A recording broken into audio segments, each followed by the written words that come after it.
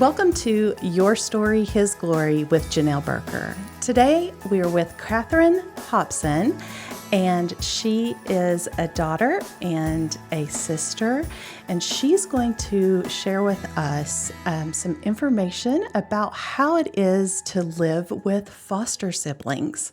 We get to hear her perspective and how God has changed her life as a result. She is also currently in school and hopes to be a dental hygienist in the future. And Katheryn, we are so excited to have you today and just get such an interesting perspective of something that is a big focus in our church.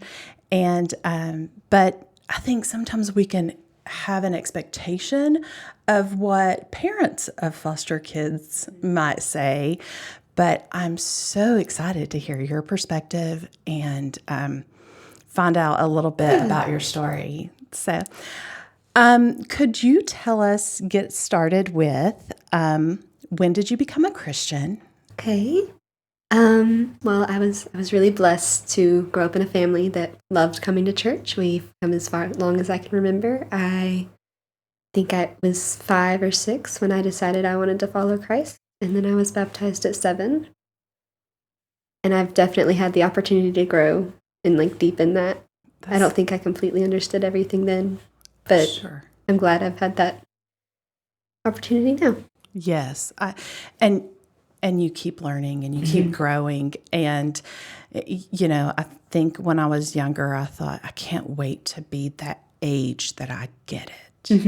And I know the things. And then you look at people in their 80s and they're still like, this is what I learned in the Bible. And it's so exciting because it's alive. So I love hearing that perspective because you are so young to say, even from 5 or 6, I came this far and at such a young age still. So whenever you were younger, your parents approached you about having foster kids in your home. I know that because of your mom's work, she was very aware with the needs and with the concept of foster care.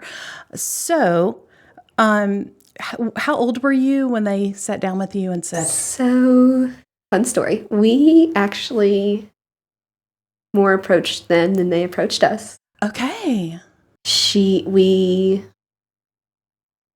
was more in a, that's something that needs to be done, but we're not sure if we can do it right now. And we were like, but just do it. You and your brother. Yes. And your brother is how much younger than you? 3.5 years. Okay. And we were just like, let's just do it. We didn't understand everything that went into it. There's a lot that goes into it. But. And how old were you when you approached her? I'd say probably 8 or 9. Wow. Okay. That's great. And so how did you see that there was a need? Was it just something that you knew that she had talked about, or is it something you saw personally? I don't feel like we saw a ton of it until we were actually bringing kids in, but it was definitely something we were aware of because of her job, because we knew what she did every day. And wow.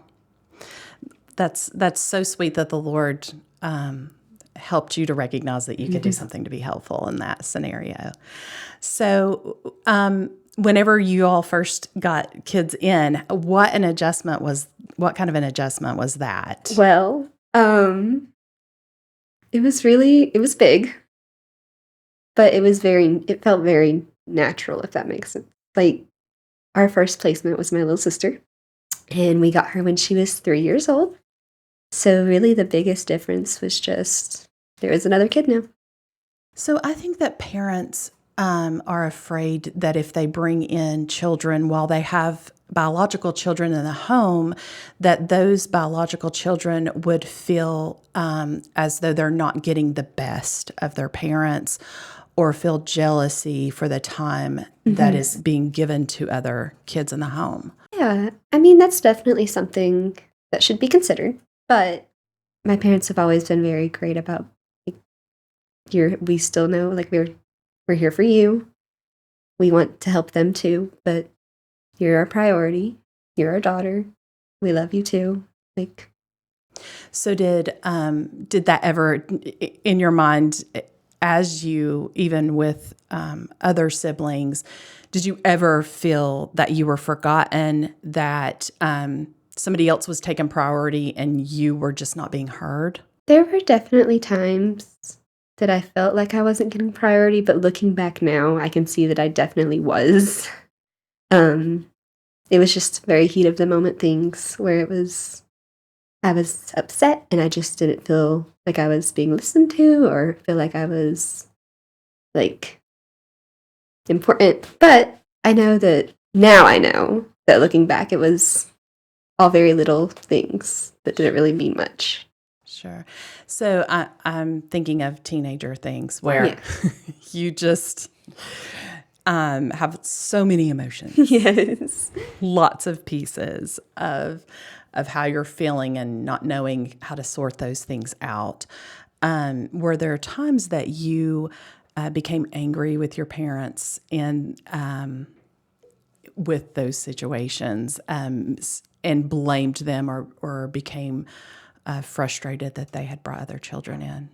I don't feel like there's ever been a time I've regretted us opening our house. There were definitely big feelings and like why are we dealing with this? But I've never regretted opening our house.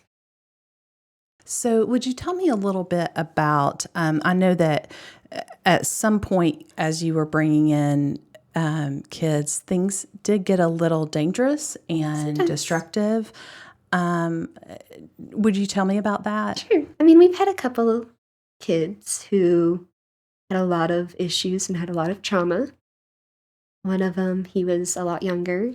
He was around a year younger than my brother at the time, and we had him for over a year. I mean, we had planned on like we were going to be his forever family, and he just got to a point where we were not the right home for him, and it was not safe for him, and it was not safe for us, and we had to reach a point where it was he just can't stay here anymore. He has to be in a different situation. As a kid, how do you shift your focus from this is going to be my brother after having him in your home for so long to we are not going to have him in our home? Um, it's difficult. I mean, with him, it was a lot easier because he had been so rough and he had done certain things. So at that time, it was easier for me to think, well, I can see how it'd be easier for him to have a different family. But I mean, it was still hard. We had him with us for so long. So, having physical violence, and possible harm to you and your family put things in a little different light for you, I guess. It was also at a point where he was trying to hurt himself and he was doing things that might cause him self harm. So he just wasn't safe and he needed to be in a situation that was better for him. So, as a young person dealing with that, I think as parents, we want to shield our kids from hurt always, physically and emotionally. How did you all support each other in those ways? And how did you deal with the hurt? It's sorry. It's fine. You can just take a pause. Yeah. I think it probably hit my mom the worst. She really, really loves him. She still loves him. Um, for us, it was just another change. Mm. We're at the point where we're really good with change. At least me and my brother are. So it was just another change. We adjusted. We just adjusted. That's great. And it's a great perspective because you, I'm sure, have learned how to adapt and how to be flexible. And did that experience give you a different thought process as new kids came into your home, that, even if we say this is forever, it very much could be for a few minutes? Yeah. I will say most of the time when a kid comes into our house, the ultimate goal is always going to be reunification with their parents. So we always prepare for that. And then they're with us for 2 months, and then they're with us for 6 months, and then they're with us for 2.5 years, and then their parents get their stuff together and they go home. And it's sometimes that happens, sometimes they're with us forever, and it just depends. And I've had to be really flexible, but it taught me to be flexible. So That's great. So I noticed that you've had several people. Do you know exactly how many you have had come in and go home? So I forgot the exact number, but I know it was over 40. I don't know about them all going home, but I know that we've had over 40 in our house. And some of them were just for the weekend as a respite home, but some of them, my sister's lived with us for 4.5 years now, 5 years. That's awesome. So now you have how many adopted sisters? 4. We're working on the 5th. That's so awesome. So as you have walked through this, how have you leaned on God? How have you learned from Him just as a result of needing to be flexible, learning all these life lessons? I don't know how I would have gotten through any of the stuff I've gone through without God. I have hurt and been hurt, and without God through that, and without reading my Bible consistently, and just knowing that someone was there, I don't think I could have done it. Would you be able to share some of the hurt and the difficulties? So sometimes we've had several cases where I've gotten really, really close with the kids that have lived in our house. And there were some times where we knew for certain they were going home, and there were some times we really thought they were going to stay here forever, and they just ended up not. And that hurts. And like, you get really, really close with them, and you call them your sister, you call them your brother, and then they're just gone. And sometimes you can still have a relationship with them. I know that I have a sister. I still call her my sister. She's 5 years old. We had her for over a year, and we thought that it was possible for adoption. We weren't really sure. She eventually got to go back to her mom. They're doing wonderful, and I've still maintained a little bit of contact with her. But there are I've had another sister, and she's doing great. She's married, I think, but we've not talked in several years, and that's just hard. It hurts, but I get to see her on Facebook. I see she's doing great. And then there are some kids that they were in our house for several months, and I've not heard about them in years. So what kindness and compassion that you have to continue to open your heart to love these kids, even knowing that it's possible that you're going to have some hurt involved just because you are willing to love these kids. And I mean, I have a hard time even thinking about how you can shift from you're eating supper with them. Mm-hmm. You're helping them get in the car. You're helping them find their shoes. Mm-hmm. You're living life with them. And so I can understand how quickly and easily it would be to get attached to them. Oh, yeah. And how you could look and say, look at how God has worked in their life and placed them back with family. And you know that is the best opportunity for them. But where do you fall in all that? Exactly. Yeah. So did you have outside help to just kind of give you perspective, like your mom to say, Katheryn, we knew. Yeah. But knowing and feeling and hurting and walking through that is totally different. Yeah, I mean, there were days that I was like, she was mine forever. Why'd you take her away? And Mom was like, honey, you knew. We knew what we signed up for. You agreed to this. And I'm like, I know, but I want her back. So, so there have definitely been times. But God has a plan. It all worked out. I just see how that could mature you very quickly. Not only to see the pain and the hurt that the kids have experienced before they came to you, but to know that they're in a peaceful, safe place while they are there. Then the fear. So how did you choose to give those pieces to God, just trusting Him? A lot of it is I'm very bad at being controlling. And so I want to take everything and hold it and be like, this is how it needs to be. And we can't do that. So a lot of it's like, fine, take it, please. I can't do it anymore. I know I was never supposed to do it. Please take it from me. That's so good. Often people sit in that chair and say, surrender. And I think that is one of those hardest human things. You know, we want to control. We want to think we see the plan. And our plan is fantastic. Oh, yeah. Why is God not doing it our way, right? And so we are called to surrender and trust Him and know that what He has is better than what we can think of. Absolutely. Wow. Those are definitely things that I have learned later in life. The fact that you're able to learn those now,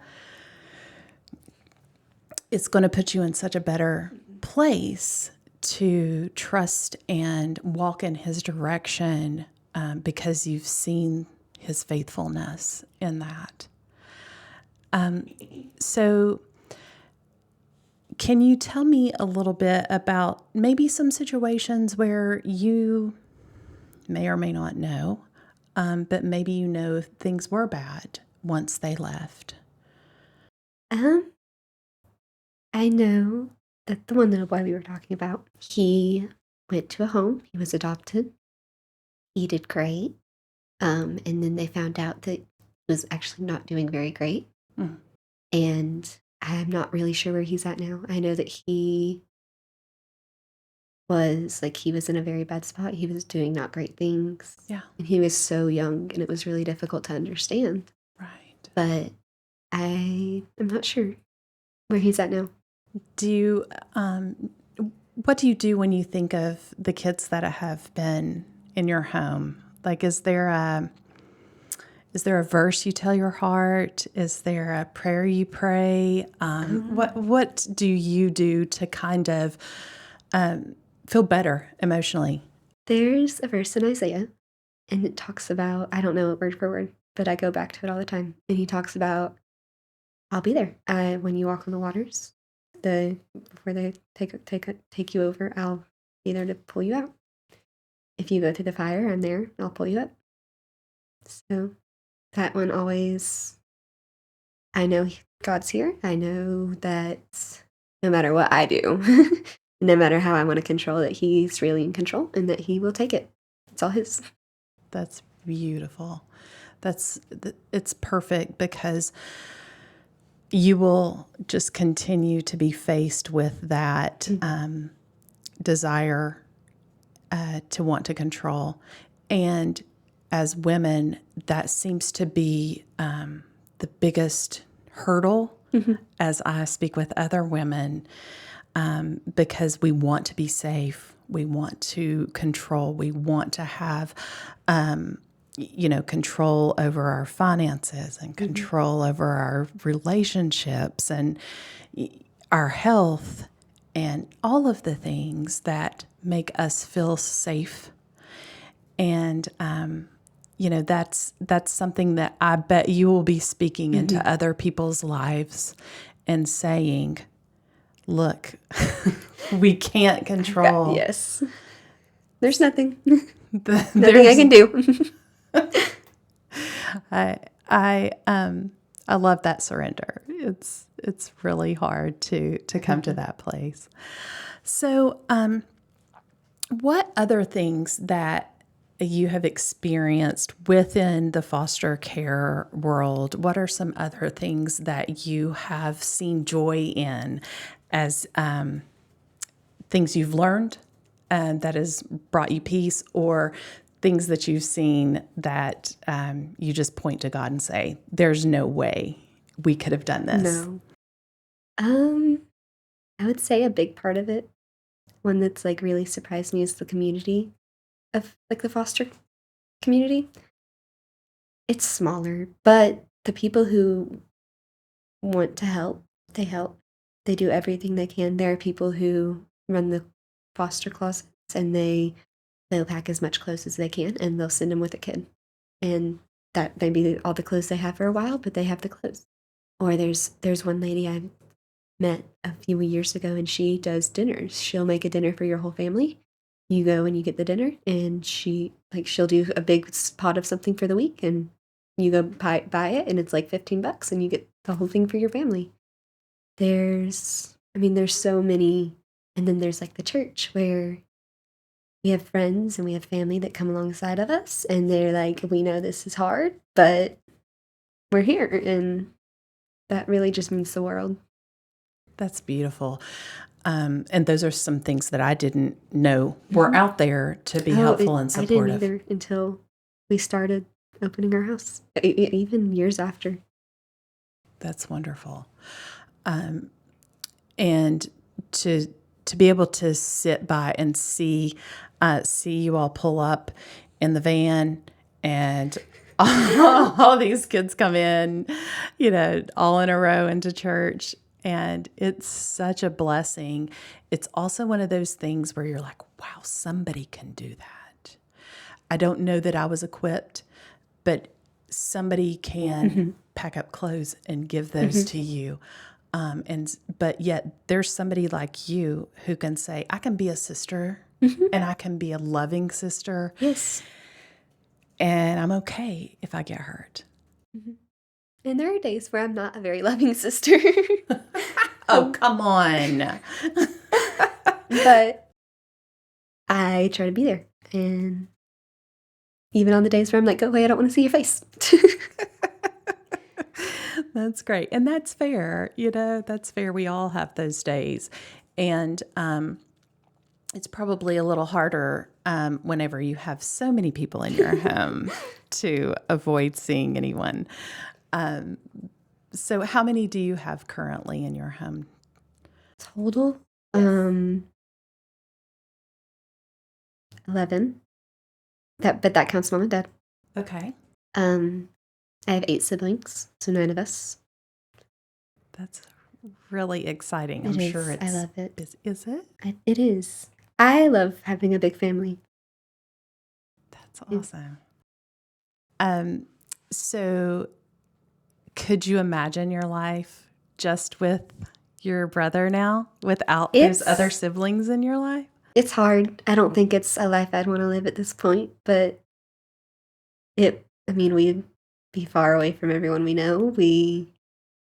We've thought about it. We've talked about what would have probably happened if we had never moved back and opened our house. We'd probably still live in Nashville. There are so many what ifs, but it would be just us, and it'd be different. But I like where we're at now, so. That's so awesome. So the entire time that we have talked, and every time that I have heard you mention foster care in your home, you've said, we are doing this, and we have opened our home. And even your mom saying to you, you know what we got into and decided. That ability to take ownership of what is happening around you is really beautiful and so mature, and even shows such wisdom for your parents to frame things in a way that, yes, you might have opened the door, but you were a kid.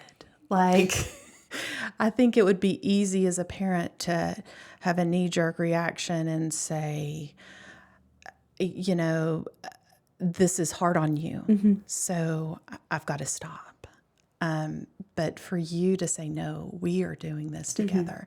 And even when it's hard, it's worth it.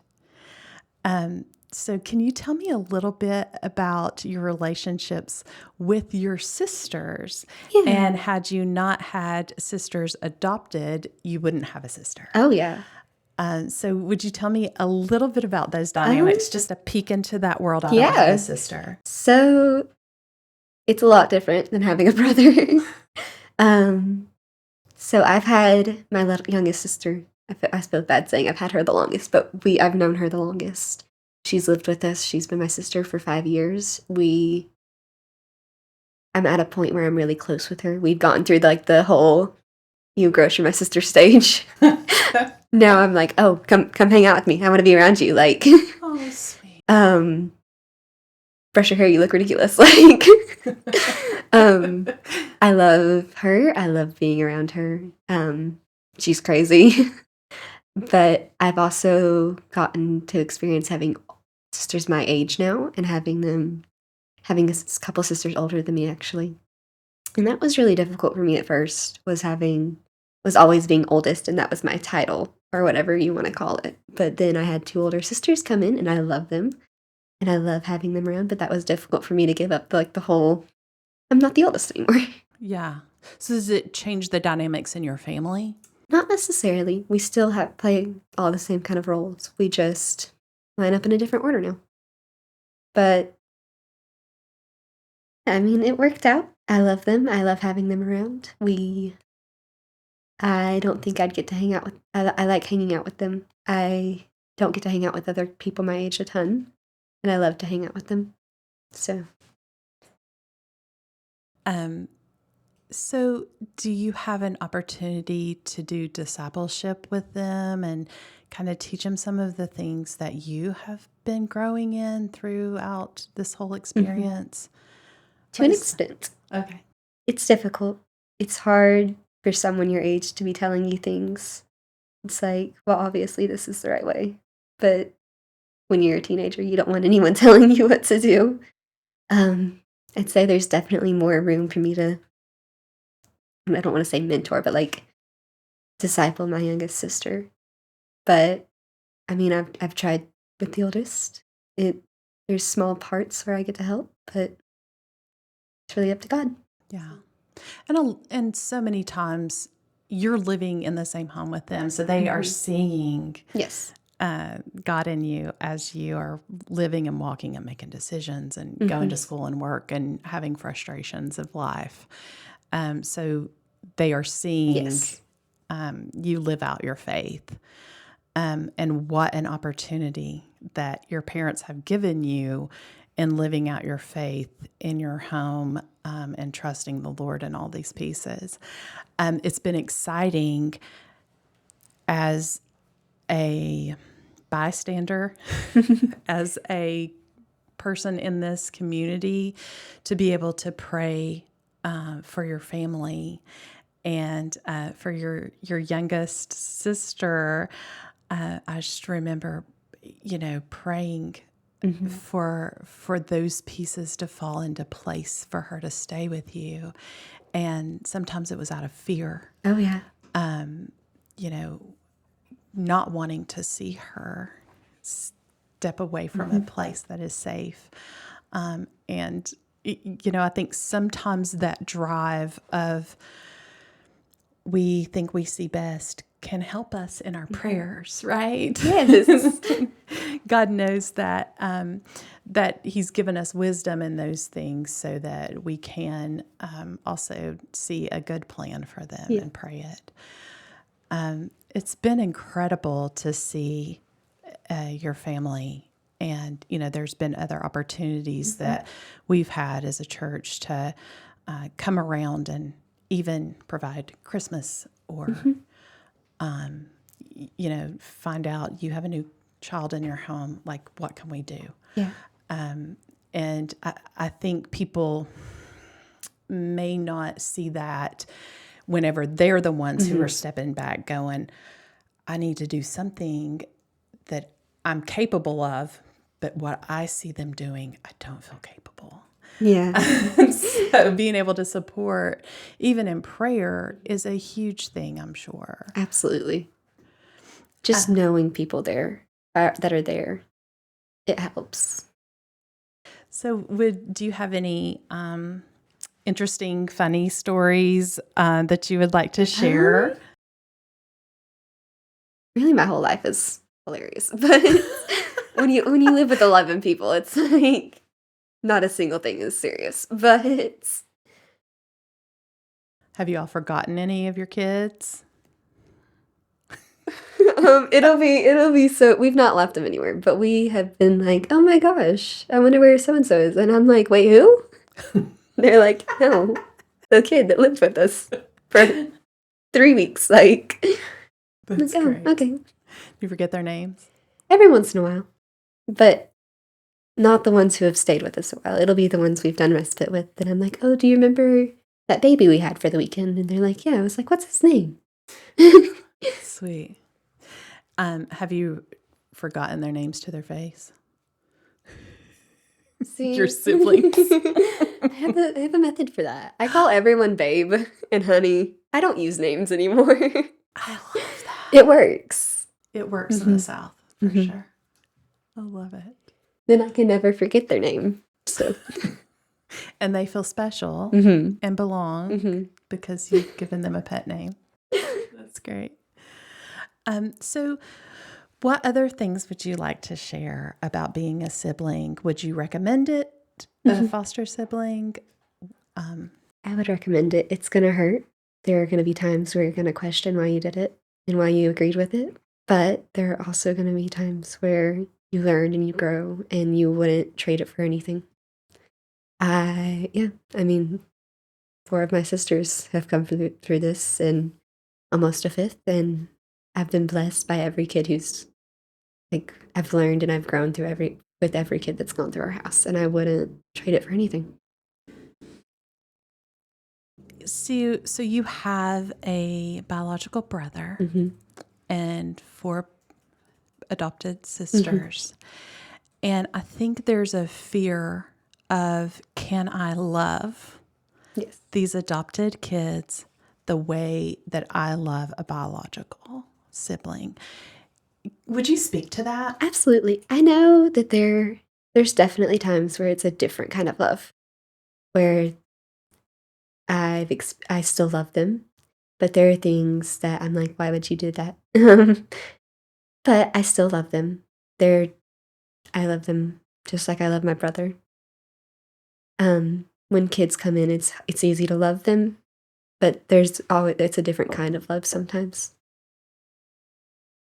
Just different kinds.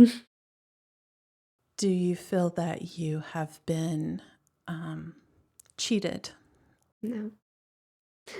Not at all. Do you feel that you have been cheated at all by your parents? No. That's awesome. Yeah. So, would you leave us with why you would say you would do this and that you hands down are grateful? Part of it is I love my sisters. I don't want to live in a world where I don't have them. And another part is everyone has struggles. These kids have gone through insane things and they need someone to love them, and I can love them. And another thing is my relationship with God would not be as mature as it is, and would not be like, I wouldn't know him as well as I do now if I didn't have the struggles I've gone through. That's beautiful. And I know the reason that you can love others so freely is because God's love for you. And as you know God more, is that what you understand more? Yeah. His love for you? Absolutely. It's amazing. That's great. Katheryn, I know that you are looked up to by so many. You really are, even if they are older than you. I think that others look up to you and see your kindness and your willingness to serve and your compassion for others.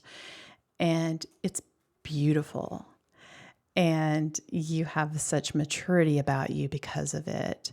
And I know your parents are proud of the decisions that you've made, because you could have decided to be bitter and angry, but you didn't. I really expect that part of that is because you felt ownership in this process as you brought people into your home and allowed them to share your parents. Yeah. Share your home, share your bathroom, share your food, Yeah. and share your brother. He's fantastic too. Oh, yeah. So that's awesome.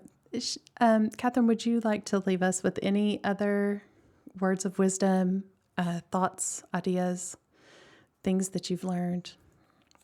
Trust God. It's all you can do. And if you're not sure about how you can help, ask someone. And if you're just still not sure, do it. That's really it. Just do it. Just jump in. Just jump in at first. That's awesome. Thank you, Katheryn.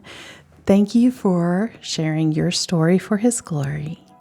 And thank you that we are able to get an insight from someone who's living as a sibling in a foster care situation. Thank you so much.